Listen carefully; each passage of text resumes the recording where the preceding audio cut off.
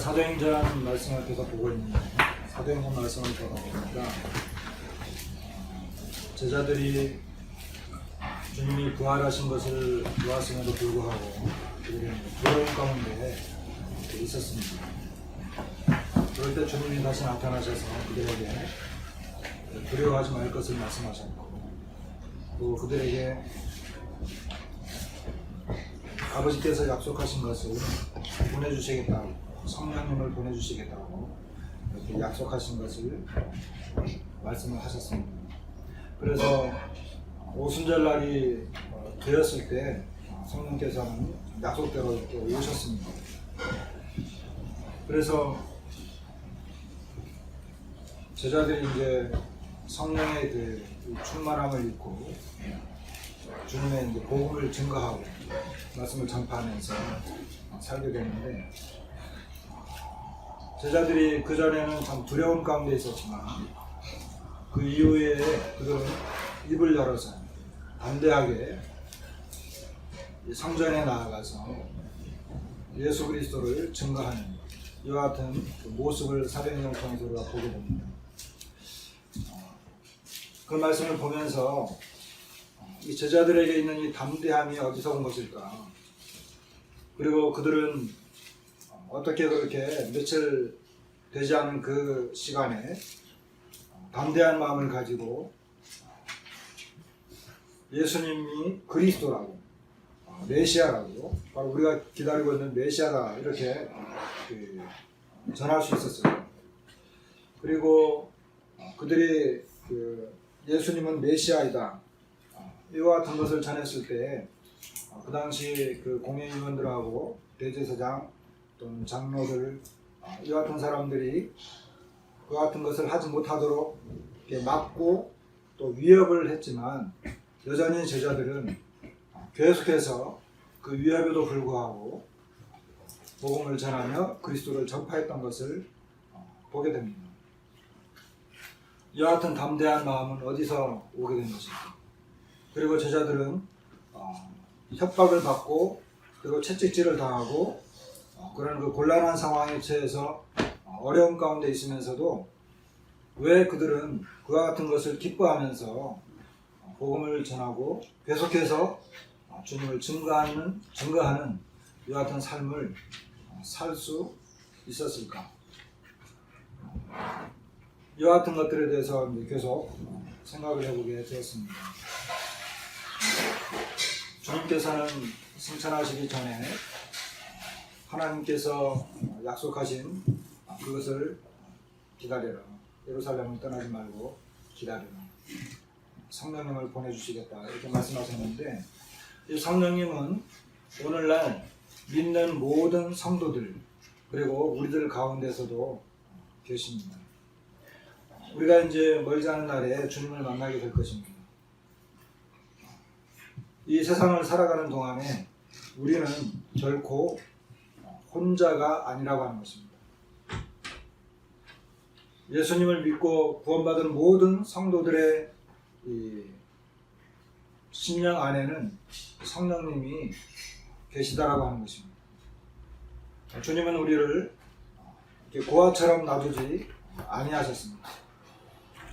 주님은 이 세상을 우리 혼자 외롭게 걸어가도록 그렇게 놔두시지 않았습니다.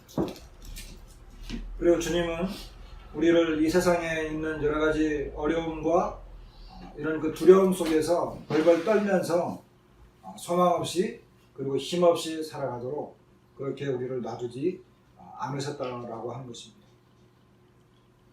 주님이 오시기 전에는 하나님께서 여러 가지 현상으로 하나님의 사람들에게 하나님이 어떠하신 분이심을 친히 증명하셨고, 그리고 선지자들을 통해서, 그리고 이와 같은 그 사람들을 통해서 하나님께서 우리와 함께 계시다라고 하는 것을 증명하셨는데, 주님이 오셨을 때는 주님이 제자들과 함께 하셨고, 주님이 승천하셔서 하나님 보좌 우편에 올라가신 이후에는 성령님께서 지금 우리와 함께 하시고 계신다라고 하는 것입니다.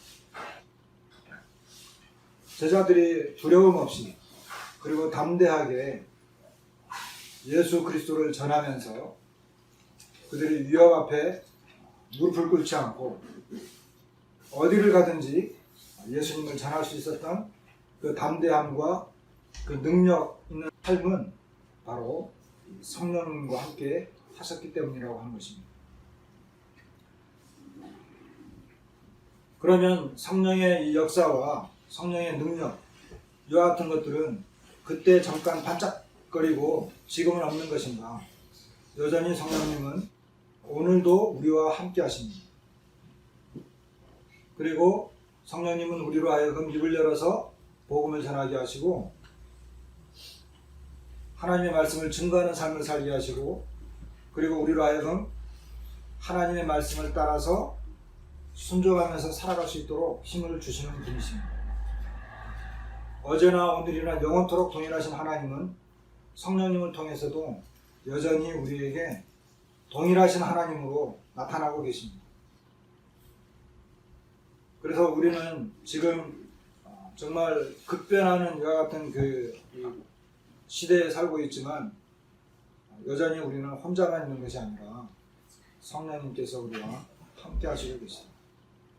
하나님께서 임마누엘 되시는 하나님께서 여전히 우리 안에 계셔서 우리와 함께 걸어가시고 계시다. 우리로 하여금 두렵지 않고 외롭지 않고 힘을 잃지 않고 소망 가운데 주님을 바라보면서 살아갈 수 있도록 하시는 분이 바로 성령 하나님이시다라고 하는 것입니다.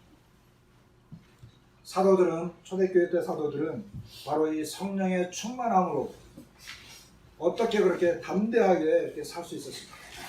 어떻게 그렇게 이 생명의 위협을 무릅쓰고 옥에 갇히고 매맞고 협박을 받으면서도 그들은 담대하게 입을 열어서 계속해서 하나님의 말씀을 전할 수 있었습니다. 사도행전은 그것을 자세하게 기록해 놓고 있습니다. 그렇다고 한다면 변함없으신 그 성령님은 오늘날 우리들에게도 함께 계시고 있는데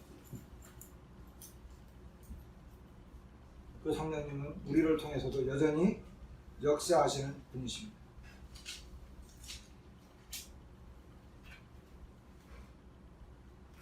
마가복음 13장 11절에 이와 같은 말씀이 있습니다. 주님께서 이제 그 제자들에게 하나님의 복음을, 주님의 복음을 증거할 때 어떤 현상이 벌어지느냐, 여러 가지 이제 어떤 그 환난과 어려움들이 있을 것입니다. 그리고 우리가 세상에 나가서 하나님의 말씀을 증거할 때 이렇게 이야기합니다. 마가복음 13장 11절에 보면 사람들이 너희를 끌어다가 넘겨줄 때에 무슨 말을 할까 미리 염려하지 말고 무엇이든지 그 때에 너희에게 주시는 그 말을 하라. 말하는 이는 너희가 아니요 성령이시니라. 우리가 세상에 나가서 하나님 말씀을 전하기 시작하면 성령님께서 우리와 함께 하십니다. 우리는 두려워할 필요가 없습니다. 사랑하는 형제 자매님들, 세상 사람들 만나면 하나님의 말씀을 전하십시오. 복음을 전하십시오. 예수 그리스도를 이야기하시기 바랍니다. 세상 이야기보다는, 그리고 어떤 정치적인 이야기, 경제적인 이야기, 어떻게 하면 세상에서 좀 더 건강하게 살 것인가, 이런 이야기들을 많이 하지 마시고 하나님의 말씀을 전하기 바랍니다. 우리는 구원받은 하나님의 자녀들입니다. 이 세상에 소망이 없다라고 하는 것을 깨달은 사람들입니다.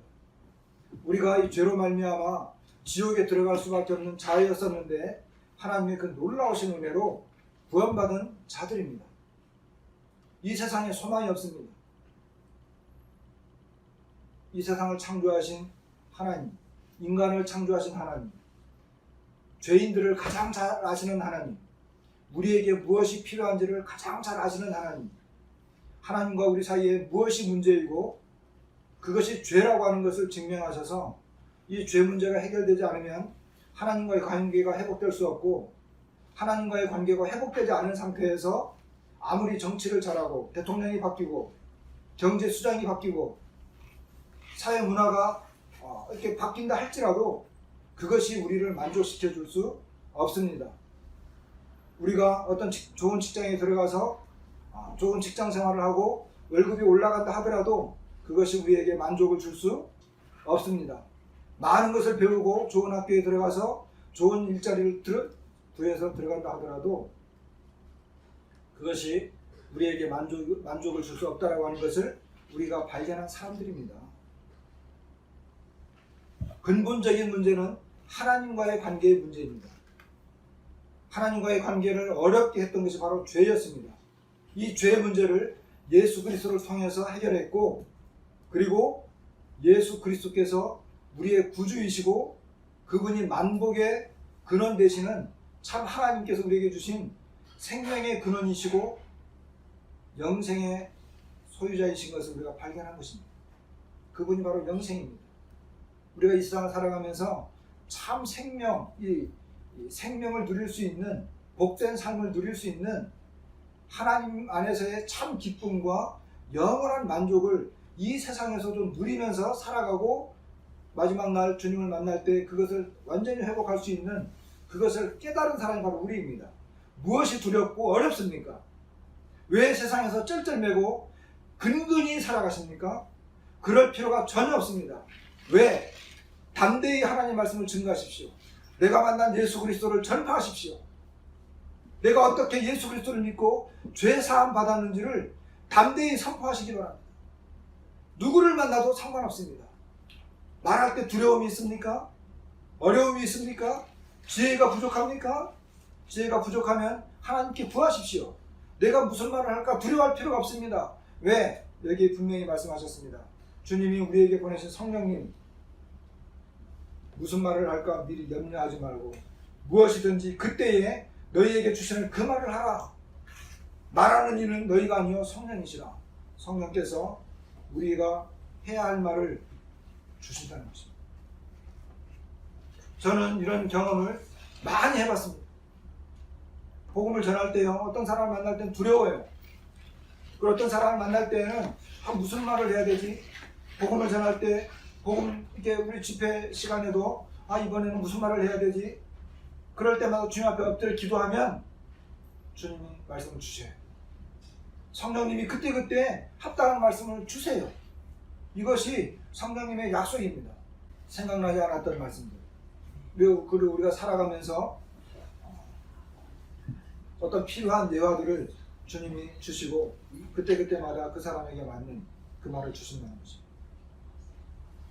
그리고 요한복음 14장 26절에는 보혜사 곧 아버지께서 내 이름으로 보내실 성령, 그가 너희에게 모든 것을 가르치고 내가 너희에게 말한 모든 것을 생각나게 하리라.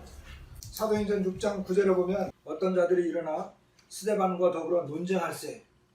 스데반과 더불어 가지고 이 유대인들이 회당에서 논쟁이 붙었습니다. 그런데요, 10절에 보니까 스데반이 지혜와 성령으로 말함을 그들이 능히 당하지 못하여. 스데반이 성령으로 말했다. 그렇게 이야기한 걸 보면. 그런데 우리가 우리의 지혜를 가지고 이야기하려고. 우리는 성령을 연구할 필요가 있습니다. 말씀을 잘 알아야 됩니다. 우리 안에 말씀이 풍성히 거하여야 됩니다. 그런데 정작 아무리 성령을 잘 알고 많이 연구했다 하더라도 성령께서 우리와 함께하지 않으면 말씀이 갑자기 하늘이 캄캄하고 생각이 나지 않아요. 막막한 경우가 많아요. 그리고 우리는 성경을 이야기하지만 세상 사람들은 무슨 이야기합니까? 세상 이야기하거든요. 철학을 이야기하고 세상의 학문을 이야기하고 세상의 경험을 이야기한단 말이에요. 그럴 때 이게 계속 엇박자가 날 수 있어요.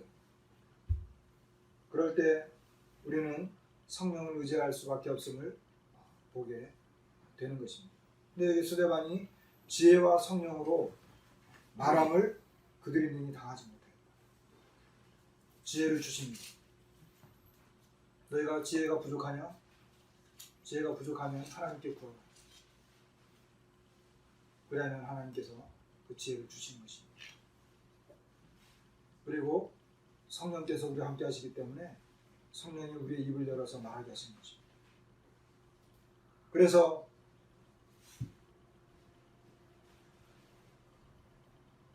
초대교회 때 이 사도들은 오순절날부터 그랬습니다. 오순절날 사도행전 2장 4절에 보면 그들이 다 성령의 충만함을 받고 성령이 말하게 하심을 따라 다른 언어들로 말하기를 시작하니라. 이제 오순절날 성령님이 오셨을 때 방언이 이제 터지기 시작을 했는데, 방언으로 말하게 됐는데, 그들이 다 성령의 충만함을 받았다. 그리고 성령이 말하게 하심을 따라서 다른 언어들로 말하기를 시작했다. 이거 방언이거든요. 그런데 여기 중요한 것은 뭐냐면 그들이 다 성령의 충만함을 받았다는 것입니다. 오순절날 성령이 오시자마자. 우리는 이 성령, 어떤 사람들은 성령 충만을 어느 정도 이렇게 기간을 두고 주님을 잘 배워야 되고, 그리고 우리의 어떤 영적으로 좀 성장한 다음에 성령 충만함을 입는다, 이렇게 말하는 사람들도 있어요. 그런데 성경은 그렇게 말하지 않습니다. 성령이 오시자마자 그들이 다, 다락방에 있었던 모든 성도들이 다 성령의 충만함을 입은 것입니다. 성령 충만은 그 즉시로 이어졌습니다. 그리고 관원들이, 공회 온 사람들이 이 제자들에게 예수의 이름으로 말하지도 못하게 하고, 그리고 그들을 불러서 경고하고 도무지 예수의 이름으로 말하지도 말고 가르치지도 말라.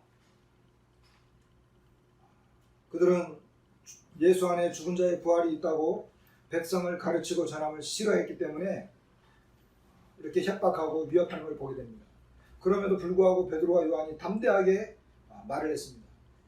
잘 알다시피 그들은 본래 학문 없는 범인이었습니다. 어부였잖아요. 그들은 서기관이 아니었습니다. 그들은 제사장이 아니었습니다. 그들은 공회의원들이 아니었습니다. 그럼에도 불구하고 그들이 담대하게 말함을 보고 그들을 본래 학문 없는 범인으로 알았다가 이상하게 여겼다. 그리고 전에 예수와 함께 있던 줄도 알았다. 이렇게 이야기하는 걸 보게 됩니다. 그런데요, 나중에 제자들이 거기에서 나와가지고 이제 주님 앞에 기도하는 걸 보게 됩니다. 뭐라고 기도를 했느냐 하면, 주여 이제도 그들의 위협함을 굽어보시옵고 또 종들로 하여금 담대히 하나님의 말씀을 전하게 하여 주시오며, 손을 내밀어 병을 낫게 하시옵고 표적과 기사가 거룩한 종 예수의 이름으로 이루어지게 하옵소서 하더라.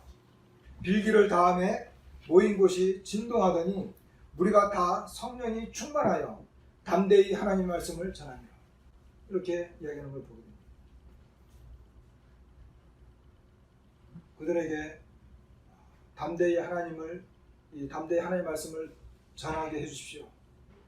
계속해서 위협하고 이 하나님 말씀을 전하지 못하게 하니까, 그래서 그들이 간절히 기도를 했더니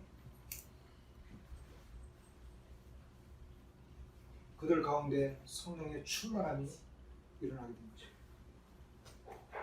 성령 충만.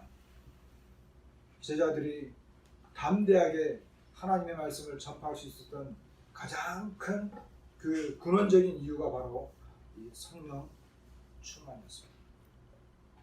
성령의 충만.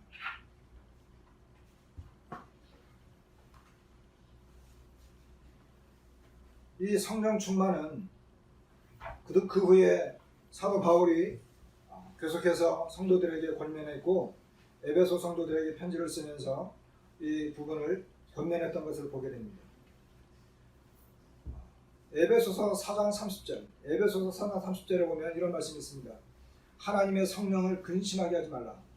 그 안에서 너희가 구원의 날까지 인치심을 받았느니라. 이 에베소서 4장에는요, 그 에베소 4장에는 옛성품, 옛사람, 새사람, 그리고 그 앞에는 그 이방인의 그 모습들이 나옵니다. 그리고 이제 성도들이 합당한 삶을 살아야 되는 것에 대해서 이야기하면서 이 사도 바울은 우리가 새로운 사람을 입었기 때문에 말이나 행동이나 그리고 그런 모든 것들에 대해서 좋으신 이 새로운 사람, 구원받은 사람으로서의 이 아름다운 삶을 살 것을 권면하면서 이 4장 30절에서 하나님의 성령을 근심하게 하지 말라, 이 이야기를 하는 것입니다. 다시 말하면 우리가 옛사람으로 돌아가게 되면, 그리고 우리가 이방인의 삶을 살던 그 모습대로 살아가게 되면, 그리고 우리가 막 이렇게 분을 내고 급하게 노하고 말을 함부로 하게 되고 막 그렇게 했을 때 성령이 근심하게 된다는 것입니다. 여기 성령이 근심한다, 이 근심한다라고 하는 것은 무슨 말이냐면, 이 우리의 감정을, 성령께서 우리 안에 계셔서 이 하나님의 성품이 되어야 되는데 우리의 감정을 이렇게 막 격동시키고 막 해치는, 그래 감정을 해치는, 그리고 이 어떤 인격을 모욕하는, 그리고 원어 직접 성경에 보면 성령을 슬프게 하지 말아라, 이렇게 번역이 됐습니다. 그리고 이 말은 좀 더 분명하게 말하면 고통을 가하는 것입니다. 다시 말하면 성령의 그 심령을 고통스럽게 하는 것입니다. 성령님을 슬프게 하는 것입니다. 성령님을 이 모욕을 주는 것입니다. 그런 거 하지 말라는 거예요. 우리 구원받은 사람이잖아요. 거듭난 사람이잖아요. 새 사람이 됐잖아요. 그럼 우리가 말을 어떻게 해야 됩니까? 막 분을 내면서 격동해야 됩니까? 에베소 4장 3절 그 앞뒤를 한번 읽어보세요. 그런 거 하지 말라는 거예요. 이방인들이 행했던 그런 모습들을 하지 말라는 거예요. 옛사람의 습성대로 하지 말라는 거예요. 왜? 그렇게 하면 성령님께서 모욕을 받는 것 같고 성령님께서 고통을 받기 때문에 그렇게 하지 말라는 거예요. 그러면서 마지막에 에베소서 5장에 가면 어떤 말을 합니까? 어리석은 5장 17절에 보면 어리석은 자가 되지 말고 오직 주의 뜻이 무엇인가 이해하라. 술 취하지 말라. 이런 방탕한 것이니 오직 성령으로 충만함을 받으라.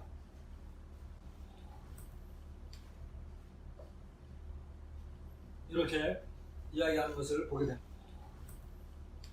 성령 충만을 받으라. 이 성령 충만은 그리스도인의 삶 가운데 다양하게 나타납니다. 첫 번째로 제자들이 행했던 것처럼 담대하게 하나님의 말씀을 전하는 것입니다.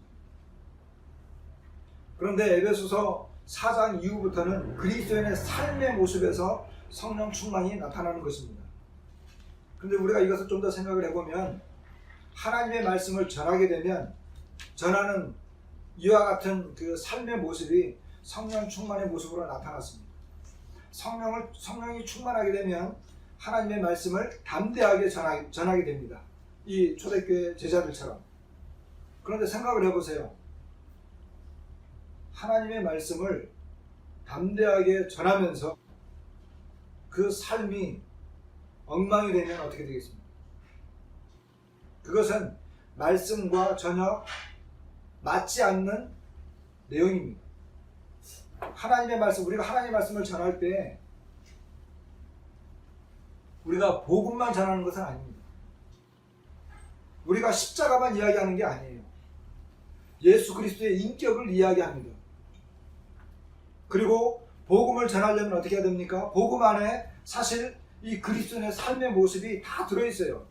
그래서 사도 바울은 빌립보 성도들에게 복음에 합당한 삶을 살아라라고 이야기했어요. 다시 말하면 이 복음은 죄 사함만 들어있는 게 아니라고 하는 것입니다. 죄 사함 속에 합당한 삶도 들어있다라고 하는 것입니다. 그런데 이렇게 하나님의 말씀을 담대히 전하고 있는 사람이 하나님의 말씀을 전하면서 그의 삶은 옛사람, 이방인들의 삶과 똑같다. 그것은 전혀 맞지 않는 거예요.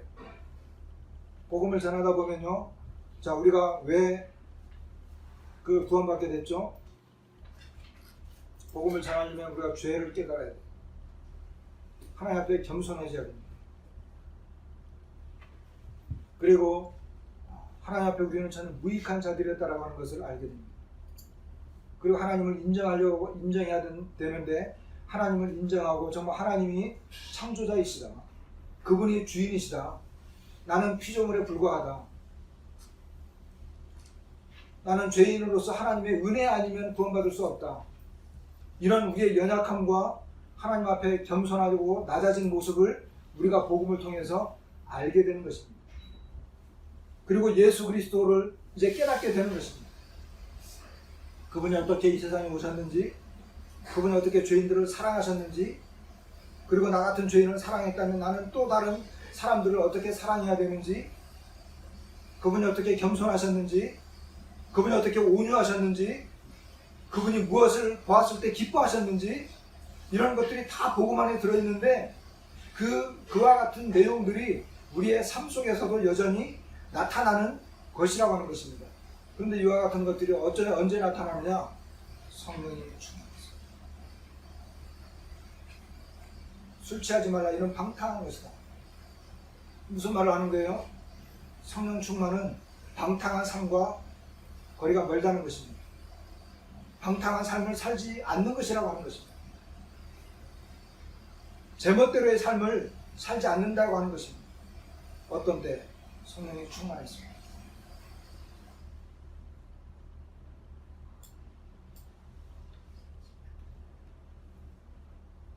그래서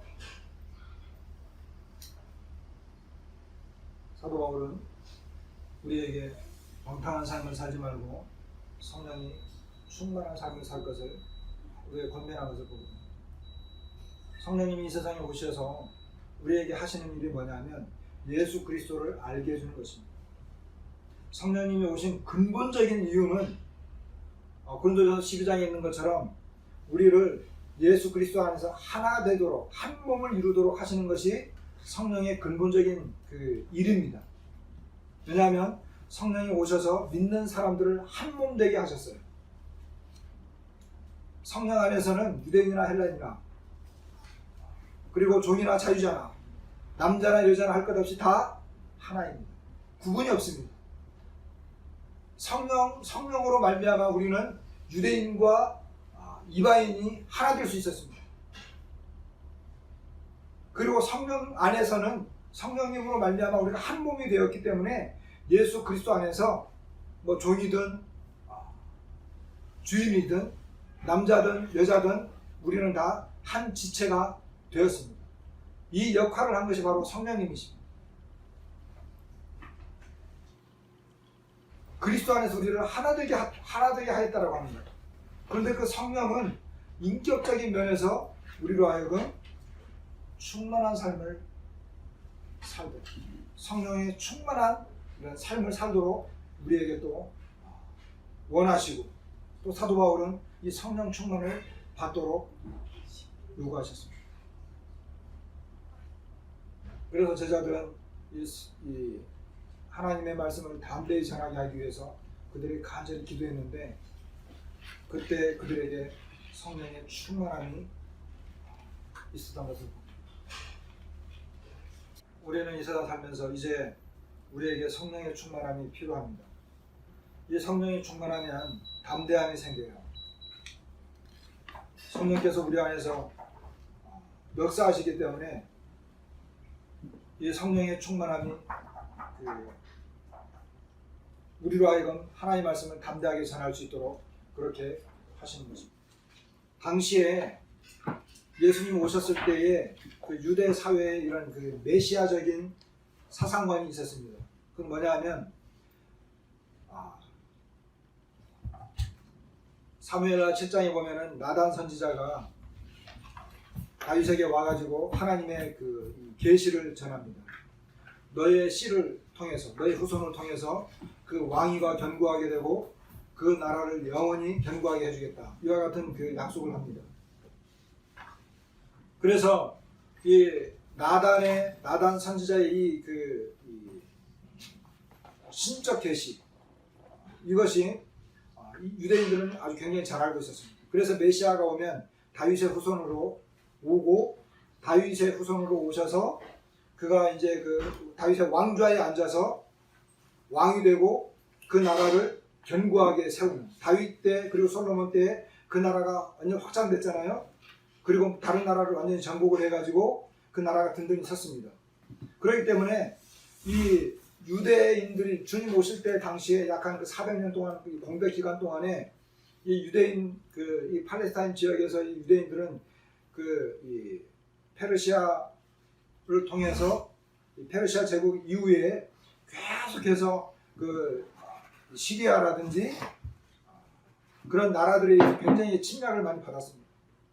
그래 그들은 계속 고민하기를 언제면은 다윗의 후손이 와서 그 나라가 견고하게 세워가지고 이 왕국이 세워지고 그 나라가 다른 나라를 오히려 정복하고 다스리는 이런 나라가 올 거냐. 메시아가 오면 그렇게 된다. 그리고 그들이 또 하나 분명하게 기억했던 것은 뭐냐 하면 이 모세를 통한, 모세가 신명기 7장에 보면은 너희들 중에 나와 같은 선지자 하나를 세워줄 것이다. 너희는 그의 말을 들어라. 그의 말을 들으면 복이 되고 그의 말을 듣지 않으면 멸망당할 것이다. 그런 선지자가 하나 나타날 것이다. 그것이 바로 메시아였습니다. 그래서 이런 메시아 사상이 굉장히 이렇게 많이 있었습니다. 그런 메시아 사상을 갖고 있었습니다. 그런데 예수님이 오셔가지고 십자가에 못 박혀 죽였잖아요. 그런데 그런 메시아적 사상을 갖고 있었던 사람들이 로마의 형틀에, 그러니까 이방인, 자기들을 핍박하고 있는 이방 나라에 의해서 십자가에 못 박혀서 힘없이 죽어가신 그 예수가 메시아냐? 어떻게 그럴 수 있느냐? 그건 불가능한 거예요.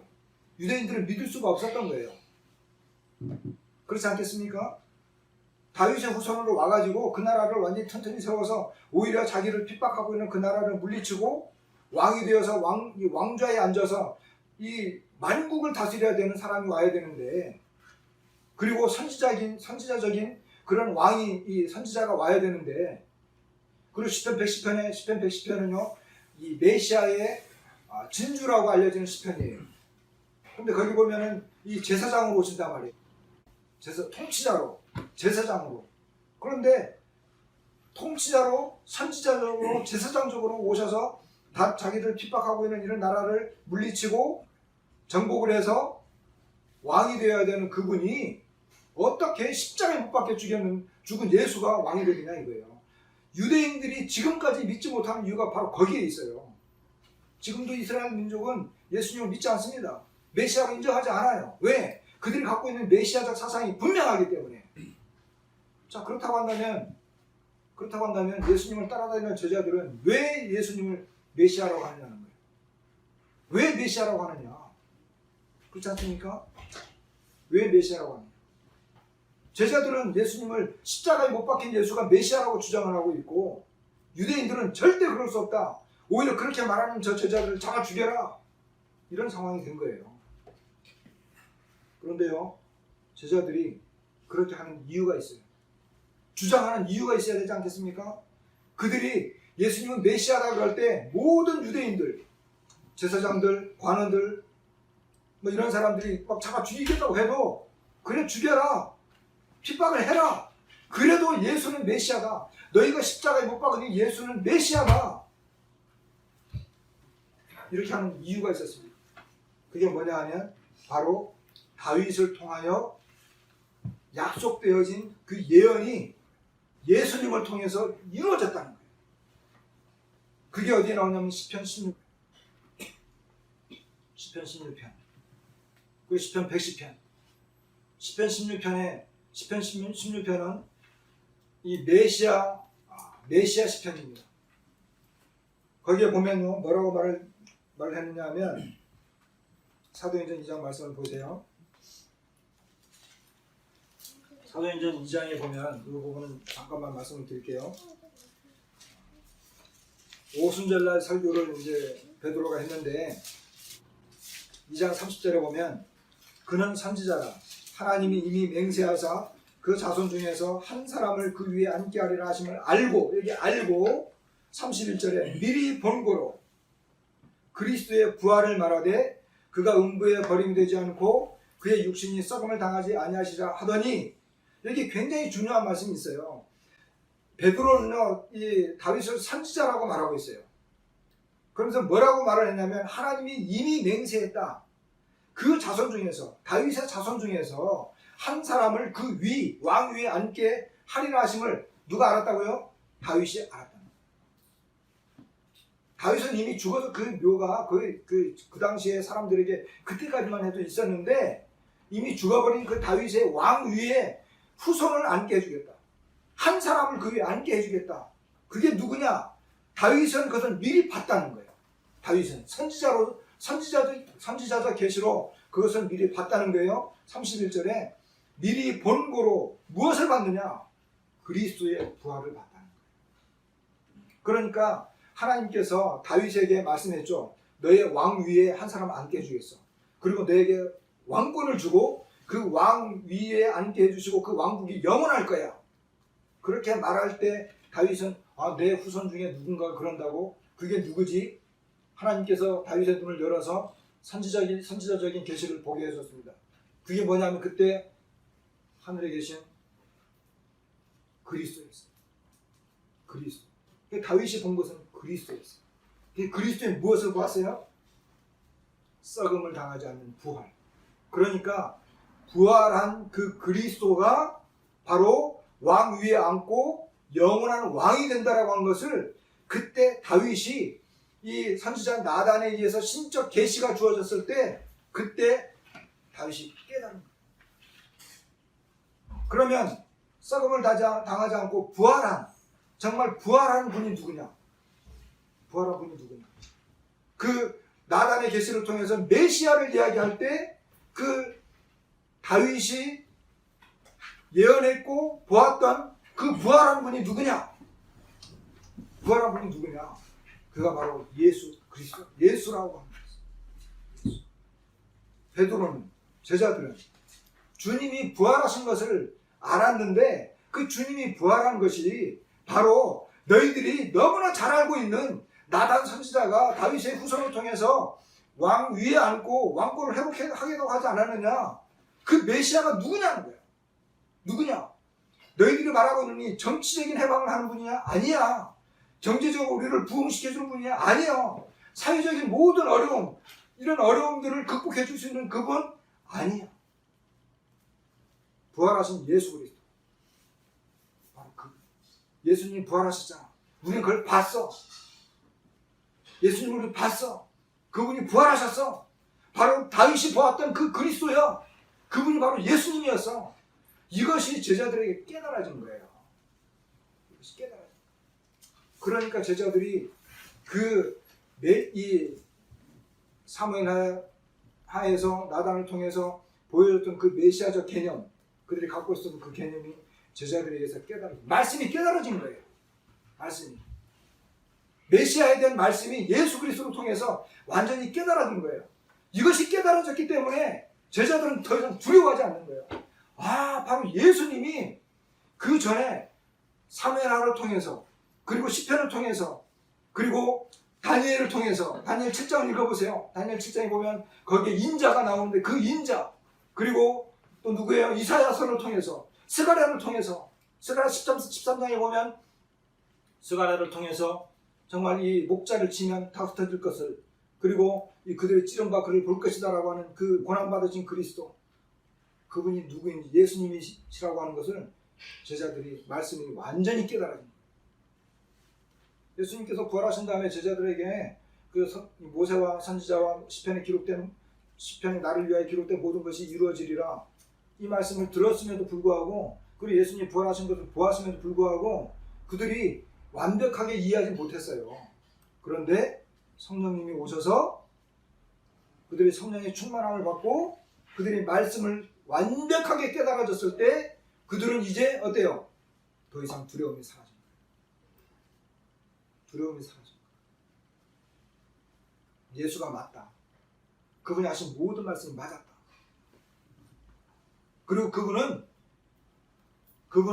우리를 정치적으로 해결해 주려고 온 분이 아니야. 그리고 뭐 이렇게 경제적, 문화적, 사회적으로 이런 어려움들을 해결하러 온 해결사가 아니었어. 그럼 뭐냐? 근본적으로 하나님과 우리 사이의 이 죄 문제를 해결해서 우리 모든 인생들을 하나님 앞으로 인도하시기 위한 만왕의 왕이 되기 위해서 오셨던 분이야. 이것이 깨달아진 거야.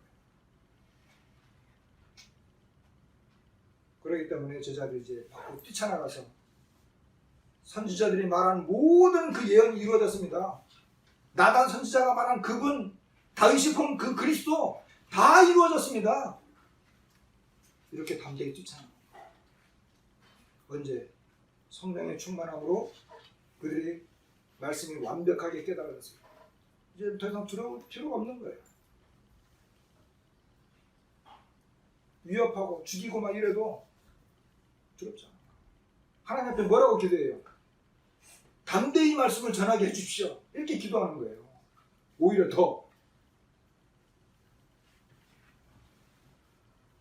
이런 배경들이 이렇게 깔려 있었고 그들이 담대해진 이유가 바로 여기에 있었습니다. 사랑하는 형제 자매님들, 우리가 성령의 충만함을 입어야 됩니다. 성령이 우리 안에서 역사하시게 되면 말씀을 깨닫게 해주십니다. 말씀이 깨달아지면 담대해지는 거예요. 주님 나와 함께 계십니다. 이런 말씀을 주십니다. 내가 이 말씀을 가지고 세상에 나가야지. 이와 같은 놀라운 삶이 우리들 가운데 이루어질 수 있기를 말씀 마치겠습니다.